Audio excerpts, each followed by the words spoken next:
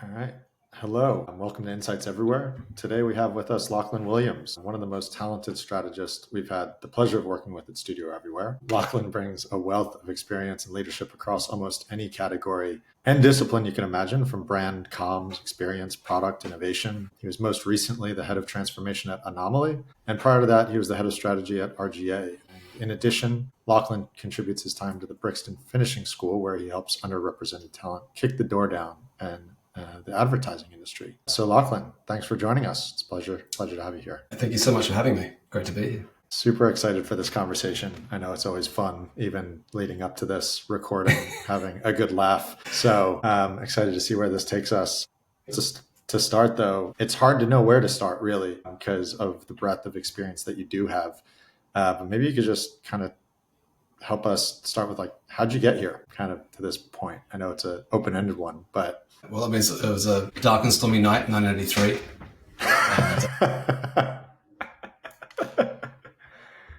Let's not go that far back. Right, so in a weird way, I've had a relatively linear journey into this industry by kind of comparison to a lot of other people that I know. My journey through the industry has not been linear by any stretch, but the kind of starting point is fairly straightforward. I did a communications degree at university, majored in public communications. I was very lucky that the course that I did was for the first kind of 2 years was very broad. So I did lots of different subjects, kind of media history and media arts, and we did a journalism thing, and I did some sound recording, other bits and pieces. But basically, it was broad enough that it helped, I think, kind of sharpen some creative skill, but also see a breadth of kind of media and sort of communications industries. And then finally, I specialized in PR and advertising. And as part of both those kind of courses, we did internships. So I went and spent some time at a PR firm, which was interesting. But I also then spent some time at a media agency called Media Edge, which was then MEC and is now Wavemaker. And from the internship, I got offered a job and I went straight into the industry from uni. But then once I was kind of in, and I guess the only other thing to kind of mention about kind of where I started and kind of why I started. I had a hunch at uni that media agencies would take client leadership, and I was wrong. I was woefully wrong. But it was around about the same time that Naked Communications had sort of launched. They just arrived in Australia. I kind of saw that as media fragmented and got more power, and digital wasn't really, a big thing really yet. Certainly there was no social media yet. But my hunch was that it was going to get really big and really powerful, and that the money spent in those places meant that media agencies would be more powerful.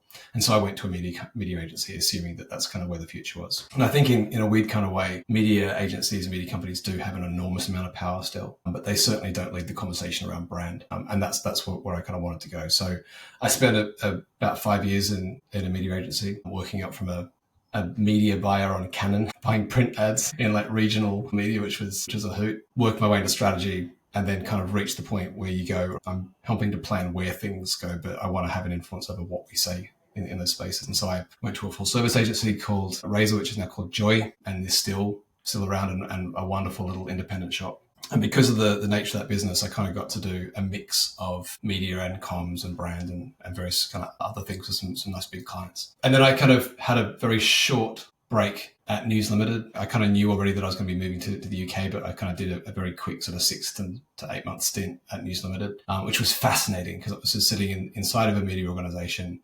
in the kind of strategic function, sort of servicing sales, but kind of quickly sort of elbowed my way into some of the more technology and digital innovation spaces to build up a kind of some new products to sell at Christmas time to sort of advertisers, and worked with the kind of data team there to do different propositions. I kind of just found myself really exploring other types of solutions that were much more technology and kind of data led. And then I moved to the UK, followed my partner who got a job at a university over here. And then I kind of just walked the streets of London for a couple of weeks interviewing at places. And in the end of all things, I had a couple of offers from a few different agencies, and the one that I picked was RGA. And the main reason I picked it is that the strat lead there at the time, Drew Burden, described to me a strategy crew that had an incredibly wide range of skills. And his sort of goal was that we would all cross-pollinate those skills and become like a super mutant strategy team, which sounded pretty fun to me. And that's where I spent the next 7 years. I did everything on the kind of bingo card there. Absolutely loved every second of it. It was an incredible experience with some incredible people. This last week's been really fun because obviously they just sold to a private equity firm. And while they're certainly in London a lot smaller than they were when I was there, there's been an absolute outpouring of love and kind of like hope and excitement about the future of it. So I'm excited to see where they take things then. And then, of course, 2020, COVID, the sledgehammer that was COVID, sort of knocked everybody around. And I decided to leave RG at that time, which was an insane thing to do, actually, because we needed a visa. So I kind of put a timer on deporting my family. We just had our second kid, Elka, and it was like, okay, if there's going to be lots of change, let's go do change.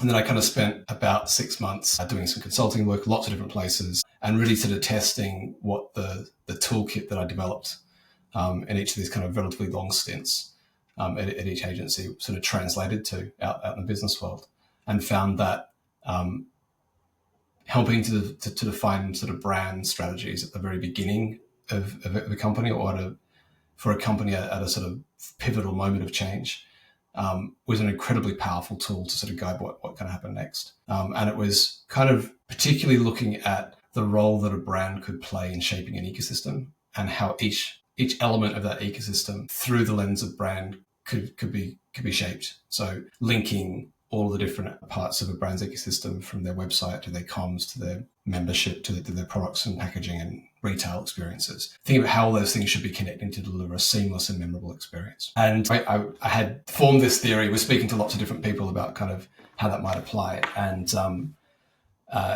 sent a note to Holly Clifton at Anomaly, and she got back to me and we had a little chat. And then I spoke to a few more people, and I hadn't actually at that time really even been thinking about a transformation role. It wasn't even a term that I thought would be associated with my role. But we kind of agreed that what I was trying to accomplish and what Anomaly wanted to achieve at the time was pushing into kind of new spaces where their leadership in kind of brand and creativity could be applied in different parts of a business ecosystem. And so I went there and spent some happy sort of 4 years doing really interesting sort of diverse things in the States, here in the UK, a lot in Europe, in Denmark and kind of Germany. And I'm now kind of looking at sort of taking what I learned from that to start to build my own thing. Very early stages at kind of that process, but that's how I got here. And now I'm talking to you. So, and now we're talking again. It's been amazing. I can't believe it's been 4 years that you've been in Anomaly, which means I know. It's over 4 years that we worked together, which feels like yesterday. I think the one thing that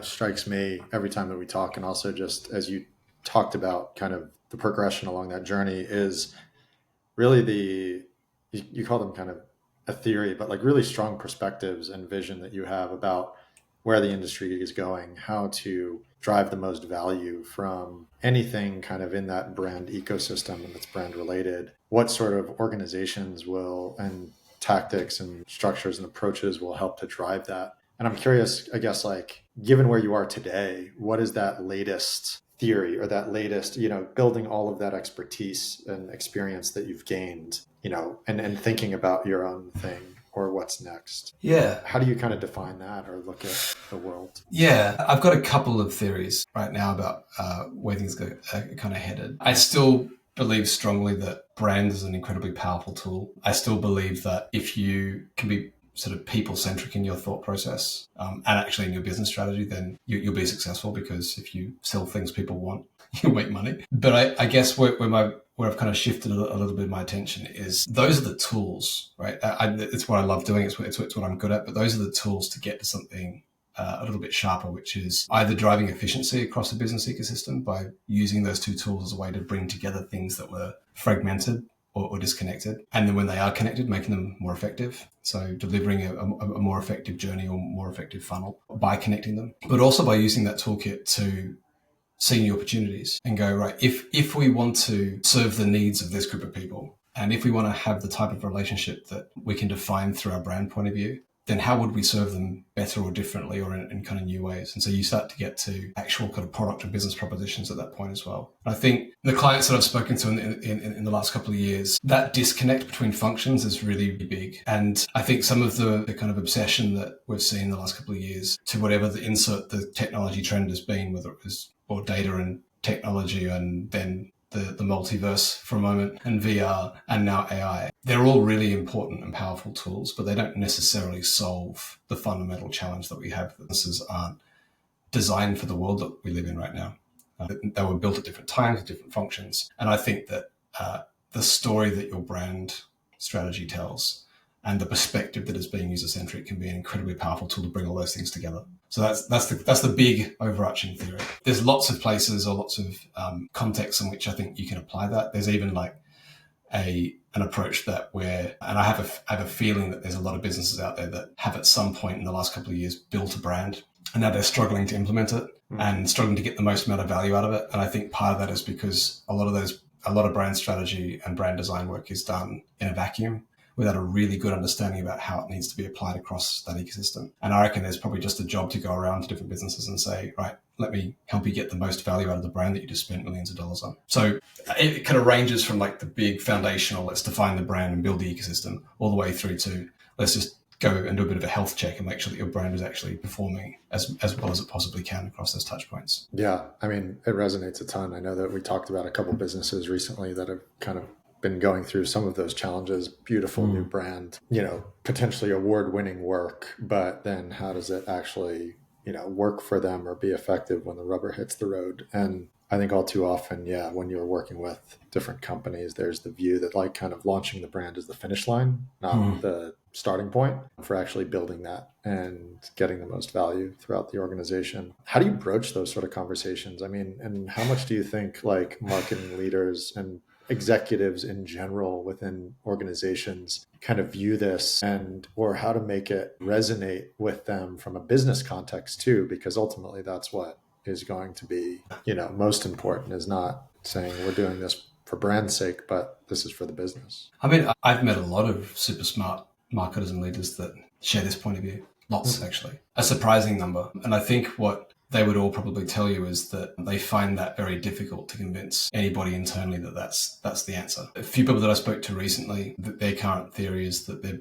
better off kind of carving out a corner of the business and showing how it can work there and then saying, look, it worked. Let's try it again over here, which I think is a pretty smart way of doing it. I also think that there are definitely some kind of leaders out there that are looking at their ecosystems and going, actually, this is the answer. And you can also see some knee-jerk reactions for some companies. Nike's a pretty good example of that recently, where they started to have a bit more of a point of view again. So I think they recognized that they kind of diluted their kind of brand point of view in an attempt to kind of be for everybody, when actually the strength of their brand is that it's got an opinion, a strong point of view. And that kind of changes how you choose what to do and what not to do when you've got that strong point of view. So I think there's lots of people in businesses, in client side, in companies that see this as an opportunity. I think that the muscle memory of businesses is so strong to operate the way that they're operating that you really need to think quite pragmatically about how you begin to change some of those things. But I genuinely think it's happening.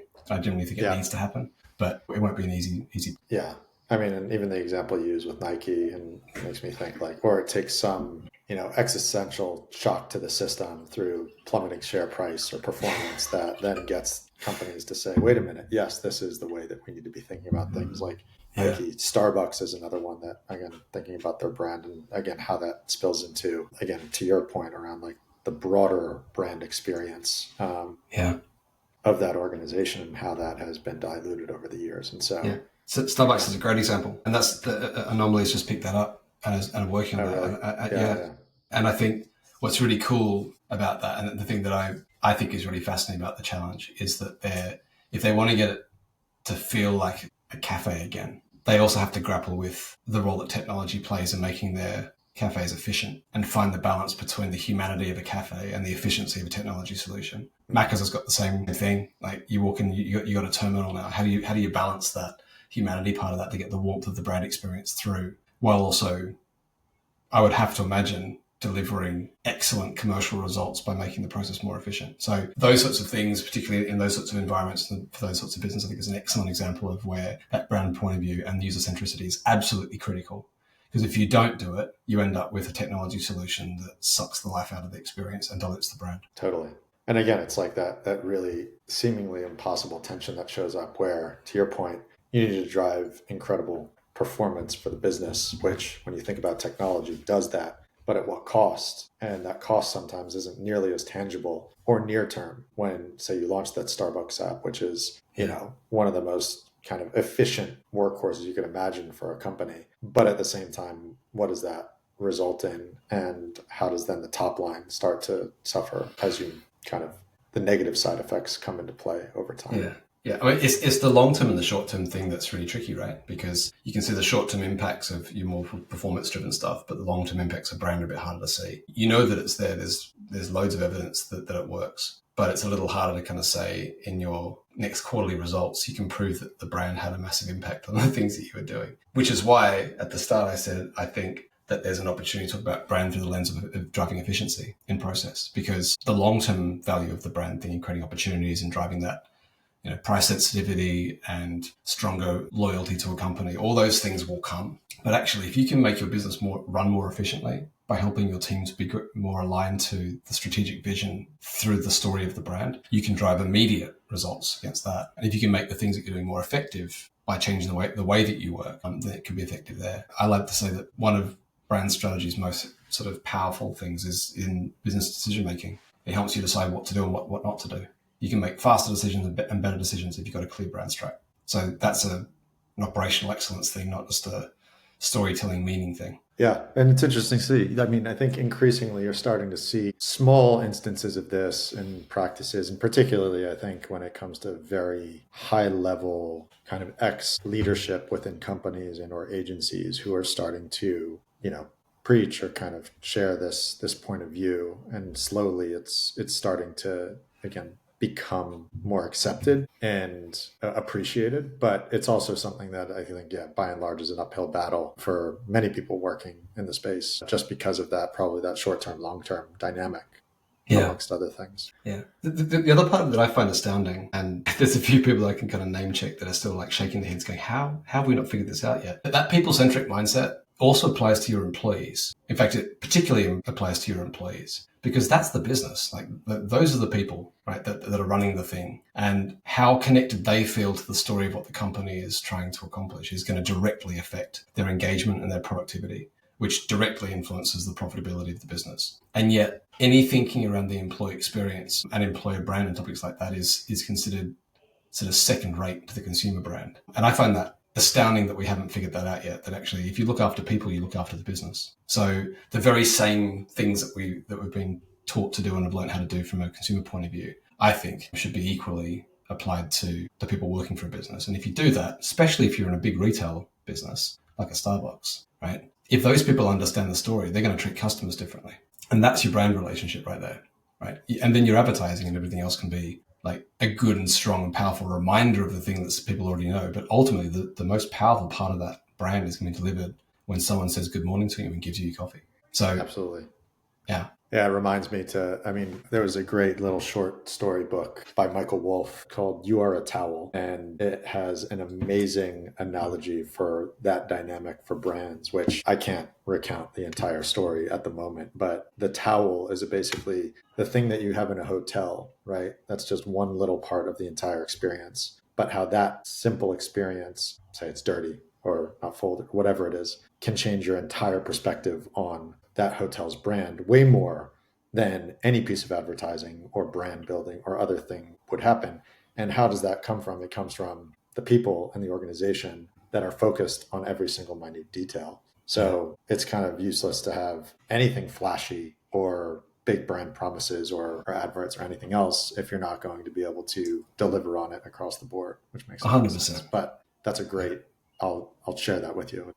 Yeah, please. One. Just like pretty hilarious. I mean, I'd love to go a bit deeper in that because I know that's where we worked. Our project that we did together was around the employee experience, right? And that was also inspired by, when that was working with Rackspace. And then when we were inspired by your work at Siemens on that really, really holistic employee experience and brand program, which absolutely blew me away.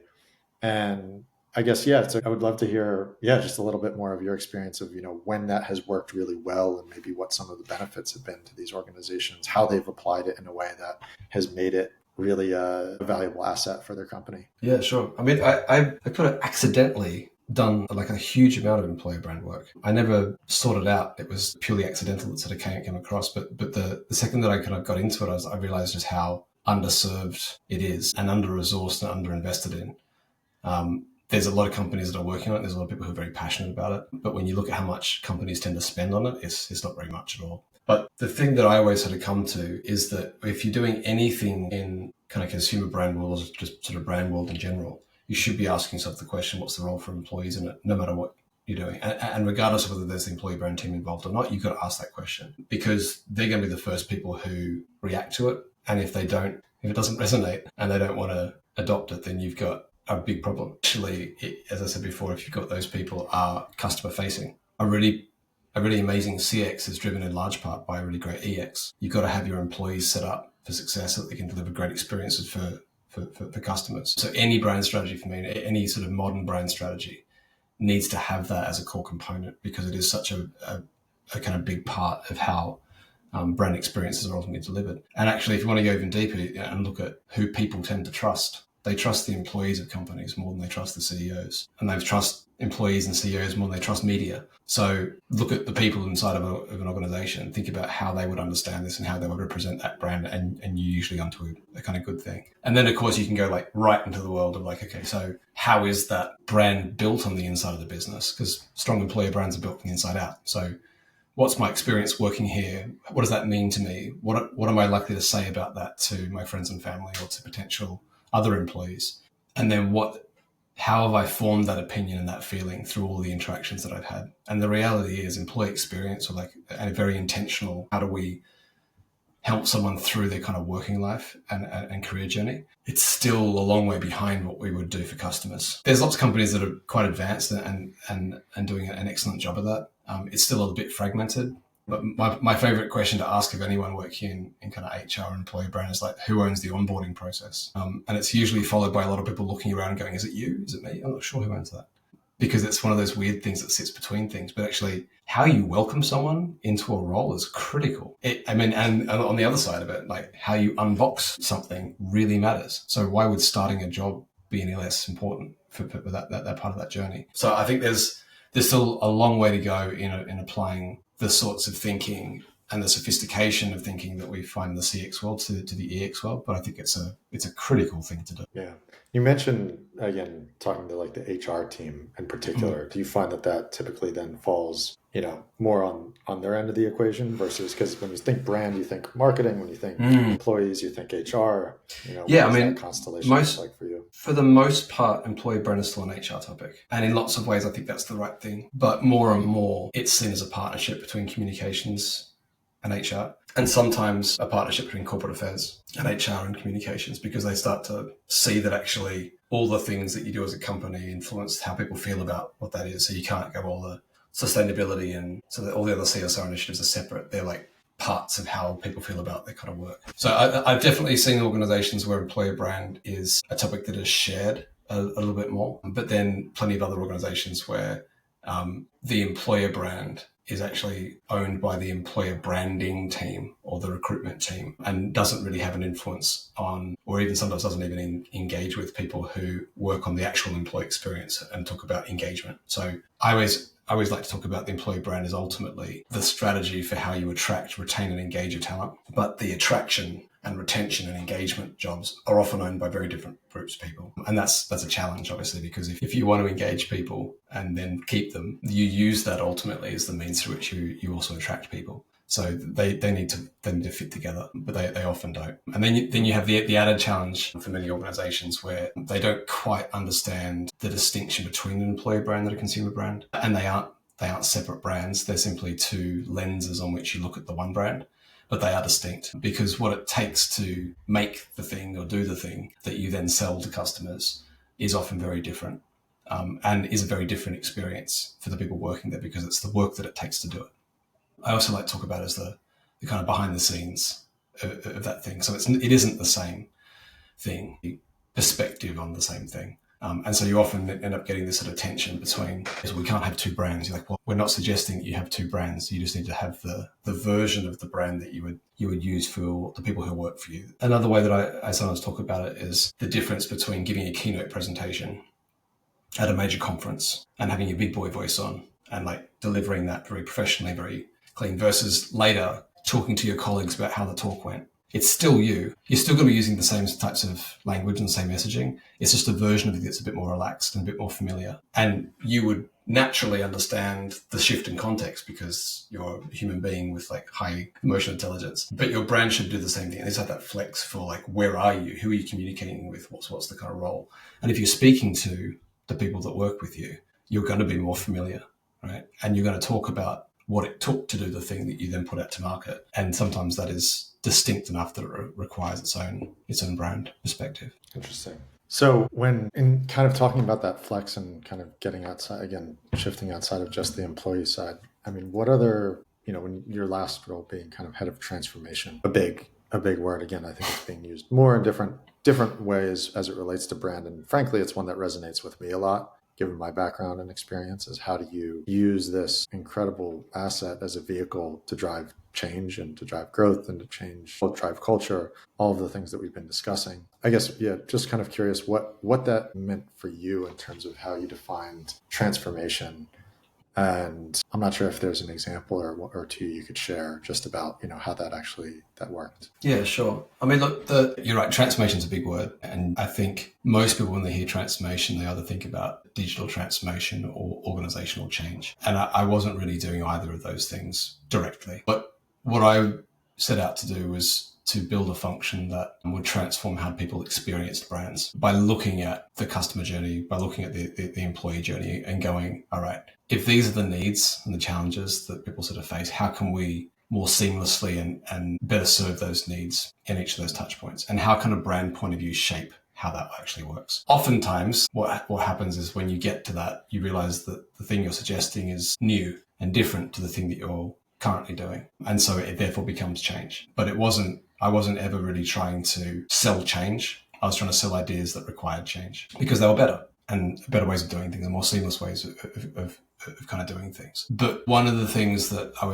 had quite a clear idea of in my head, and I don't know whether it's 100% right. It's still something that I believe is the right thing to be trying, but we're always learning, is that if you want to deliver any sort of change, there's kind of three things that are really quite critical. One, I think creativity. You need to have an idea of kind of where you want to be getting to that is interesting and different. I think you can kind of very easily follow the bouncing ball of the predictable outcomes of things and arrive at exactly the same conclusion as everybody else and have no advantage whatsoever by the time you get there. But creativity allows you to kind of take leaps. It gets you to sticky places and things that maybe weren't the obvious things that can give you that edge. The second is that change is deeply emotional. Right. I don't think most transformation efforts do fail. Like it's a very high percentage of transformation initiatives that do fail. Most of them fail not because the logic is wrong, but because people just don't want to. Right. And it falls apart at a kind of human level. and I think it's very easy to forget that when you're kind of putting together a really clever, tailed, complex business plan for how things will change. If you get there's a person that sits at the other end that has to do something different and doesn't want to. And that very likely you're asking them to do that new thing on top of the thing they do every other day. And you haven't changed the way that you reward them. So like, why would I do the new thing when doing the old thing is what gets me paid? That doesn't I'm not going to do it. And then you multiply that across a business of like thousands of people and you're like, yeah, no wonder it doesn't work sometimes. And kind of tied directly to that, I guess, is then I think pragmatism is really critical. So trying to solve it all at once and expecting the model and theory works in reality, it is kind of silly. I think you've got to have a very clear idea of kind of where you believe the most likely places to drive that change are going to be and design pragmatic solutions that kind of start things moving. So I kind of started out looking at that and going, all right, so one, we need to make sure there's room for creativity in this process to define where the future is that we're trying to get to. Two, who am I working with and what do they actually care about? What are they feeling? And make sure that I'm looking after those people, making them feel secure, making them feel safe, giving them a sense of confidence so they can be courageous and brave in their decision making, but also understand their relationships and kind of what will ultimately motivate them to change. And then finally, give them real tangible steps. They can go, yeah, I believe that will work. I can see how we can get there. And it doesn't really matter what you're doing. If you're trying to sell anything new or trying to convince someone of adopting any new thinking, I think those things are important. They become particularly important when you're trying to get someone to change potentially how the entire business functions. But I think that they're pretty good principles to kind of hold true no matter what. The example that I guess I'd point to is about a year ago, in fact, almost exactly a year ago, we worked on a big merger with the two biotechs in Denmark, the coming together of Novozymes and Christian Hansen, which is now Novonesis. And we were brought in to kind of build out the brand from scratch, full brand strategy, new name, new visual system, and all the kind of things that sort of come with that, messaging frameworks, etc. And it was an amazing process with incredible clients at a really unique moment in a business's kind of history where there wasn't really a detailed business strategy yet. There was a justification of the merger and a business rationale for how that would kind of take place. And it was detailed enough to go, okay, we can see the value here, but there wasn't anything much more than that. So we sort of came in to define what the new thing would be. And the kind of fundamental challenge really is, how do you convince two completely different cultures of people to sign up to this new company and in the first year leave their old thing behind, right, and become this new entity? Because back to the point before about sort of people being the critical thing, if you ended up in the first year of that company existing with two fundamentally different tribes of people in that business, the business wouldn't work. They needed to believe that they were all part of this kind of new one thing. And so the role of the brand, first and foremost, was an internal one to make sure that there was a story that everybody wanted to be a part of, and that story would be something they could take to market. And we were incredibly lucky to have just the most amazing clients who were also unbelievably good at stakeholder management and giving us a clear path and coaching us to kind of how to interact with all the different stakeholders, so that when we got into the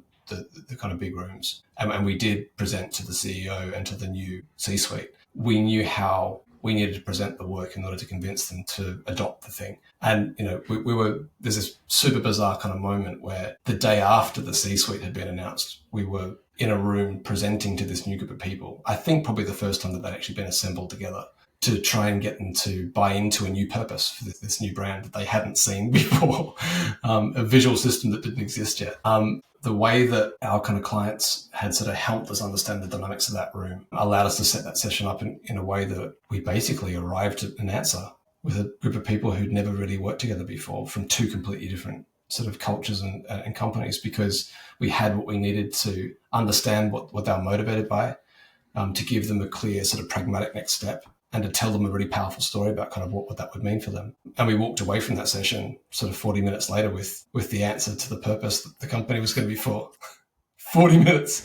I mean, we'd done a huge amount of work to get to that room and had like options that we believed were the kind of right ones. But I think if we walked into that room and said, it's this, they would have wanted to pull it apart and argue with it. But instead what we did is we went in with, here is the ways that you can think about this. Here's the themes that are the relevant ones. I even built this kind of crazy kind of matrix one that said, right, here is this theme, but explained in sort of different ways horizontally. Here is that explanation across a bunch of different themes vertically, and gave them this grid. And it allowed them to have individual conversations about each of the themes and each of the ways to describe it, that allowed them to go, actually, we like this and this and this, and then you combine them and it's this. But we wouldn't have been able to get into that room if we didn't have a pragmatic way of doing it and a level of empathy from our clients to understand what those people in the room needed to be able to get to that answer.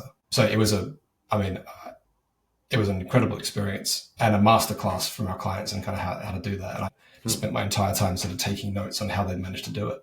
But that entire project, I think, was an excellent example of just in a really challenging context, in a merger where actually, some of our clients needed permission to get into the other person's building, right? So we were doing things in parallel in this really unique sort of context where it was deeply emotional because they'd have to say goodbye to the company and the brand that they loved to come to this new one. So empathy was absolutely critical to get through it. We could have found the answer probably fairly quickly, but actually helping people fall in love with that answer and feel okay about leaving the old identity behind was probably the biggest challenge. It's that I think made it a success. How did you do that? I mean, you mentioned kind of working with the executive team on the purpose, which is kind of the highest order piece, which again, to crack that in 40 minutes is with a new group of people is mind blowing. Yeah, I tried not to look too shocked. I was like, yeah, this is great. Exactly. Absolutely. This is the outcome. This is what normally happens. Yeah. Exactly. All the time. But yeah, how did you get the rest of the company along? What was that rest of the journey? I mean, one part of it was having a very, very clear and emotionally compelling story to tell. throughout the process, not just in the solution, but kind of in the bits of the solution or the kind of the path to get to the answer. Some of that was incredible stakeholder management and lobbying by our client groups who would take those pieces of work to the different people that needed to see it. And rather than bogging the process down and getting like lots of meetings and workshops, they did it sort of in the halls and corridors and sort of coached their own organization forwards. And I think between us and the client group, we managed to get the balance right between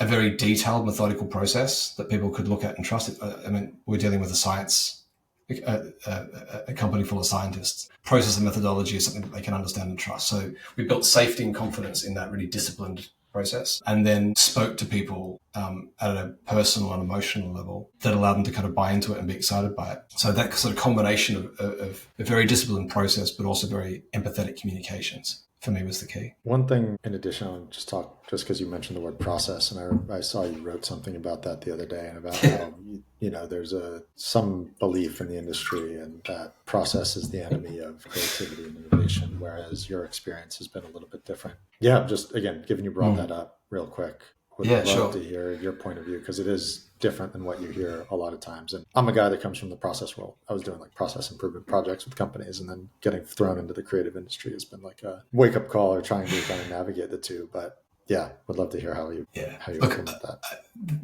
There is definitely such thing as a process that smothers creativity and produces terrible work. And that is basically process for the sake of process and measurability and being able to monitor something. And you will definitely experience that. Everybody will have experienced at some point where you're like, why are we doing this? And it's because someone else wants to say it happened. But you equally can use process as a way to make sure that you're creating the right conditions for the work to work and for the people to thrive inside that process. And I've experienced that through my kind of career and through some incredibly clever people who just create an amazing sort of working environment, an amazing workflow that creates the level of discipline and safety and clarity around work, while also, and actually probably through that process, creating the space for creative thinking. Ask any artist how they do their work. They don't it's not random. They don't kind of wander around and have like epiphanies. It's work.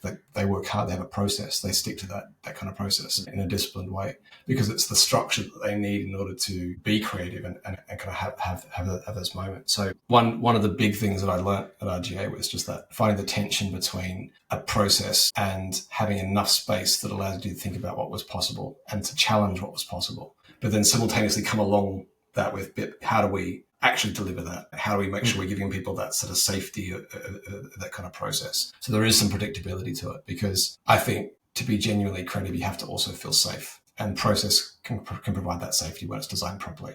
It can be designed properly when you think about the people that it's meant to serve, and it shouldn't be people serving a process. It should be a process serving people. Are there any design principles in particular of that process that come to mind, or is it different depending on? I'm sure there is, and I'm sure if we had any of my wonderful sort of producer operations friends around, they could list them off.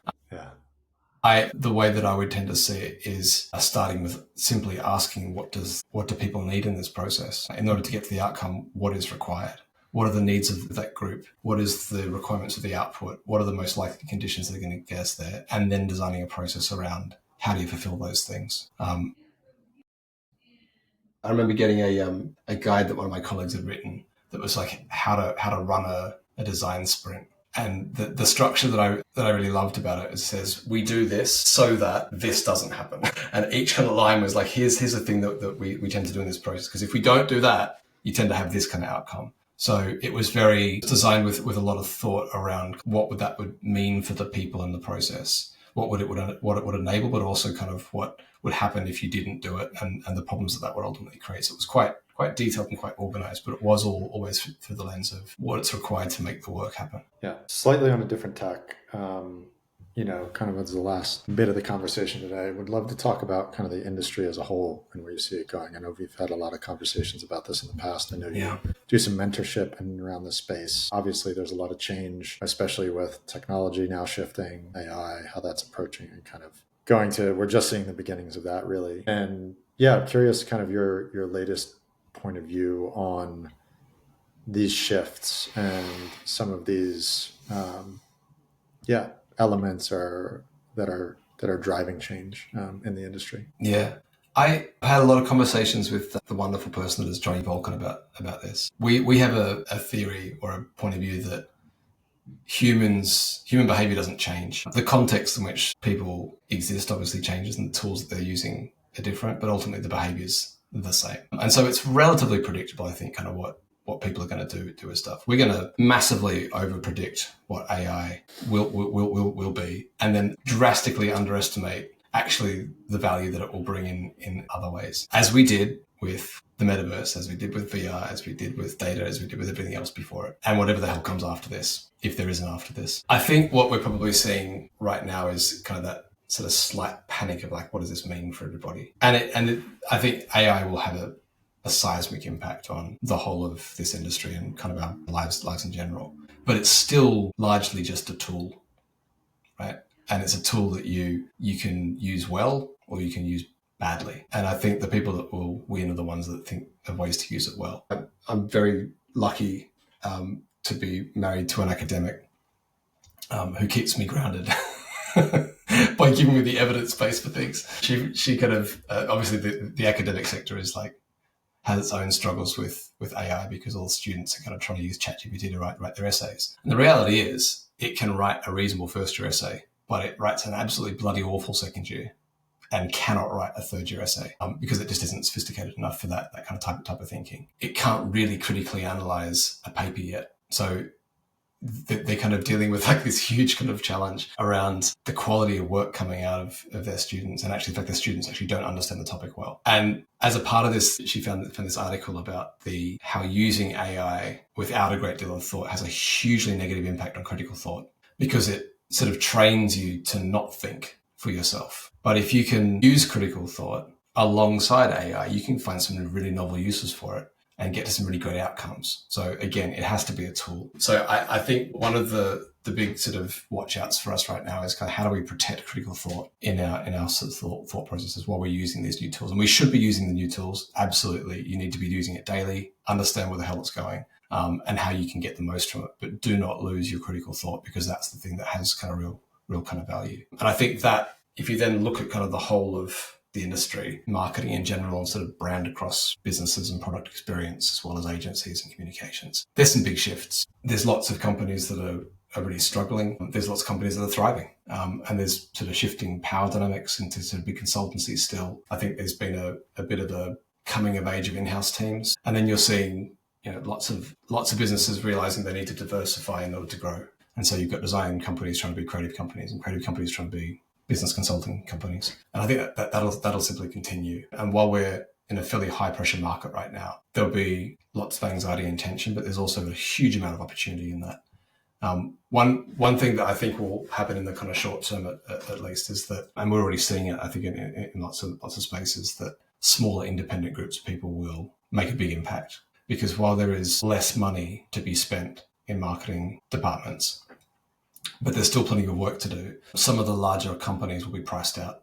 And a small group of people, 5 people with lots of experience who can work really fast at a high level of quality, will be able to do that work because their overhead's much lower. So I expect to see lots of kind of new, exciting, independent things pop up. And that's, like whenever that happens, great things happen. Some of the best companies were kind of born out of that type of environment. So it's quite exciting. There will also be downsides to that, but I think it's kind of an exciting time for creativity as a tool in business to see where it pops up. For sure. And yeah, I mean, even the years that we've known each other and talked about this, we've seen a flood of that, new independent businesses and talent in the market.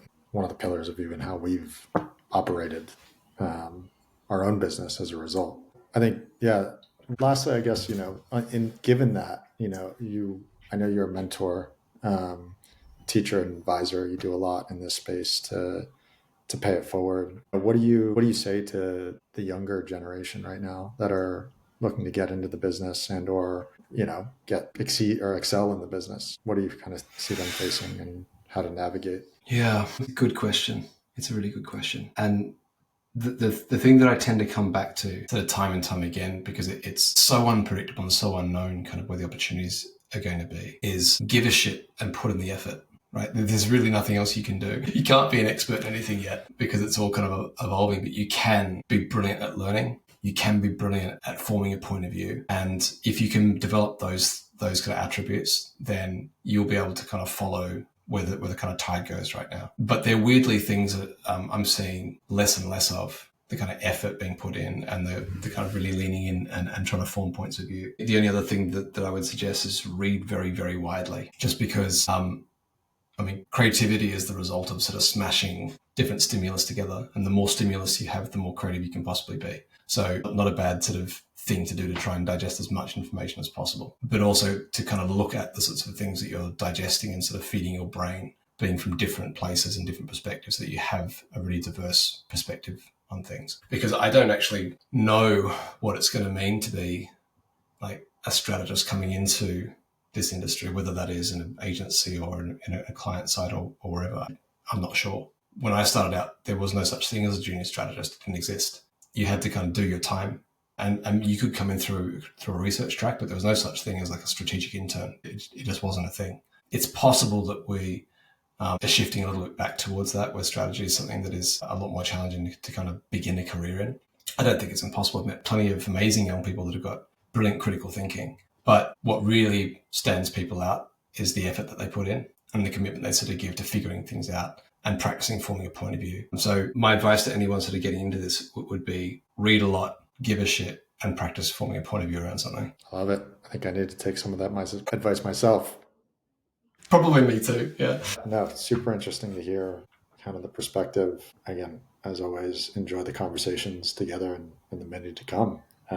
So thank you for the time and for sharing some of your advice, perspectives, and point of view, which, like I said, I need to take some advice from your book. I also need to listen to my own advice sometimes. It's easier to say it out loud than it is to kind of do it yourself. And this was fun, man. Thank you. Thank you very much. Appreciate it.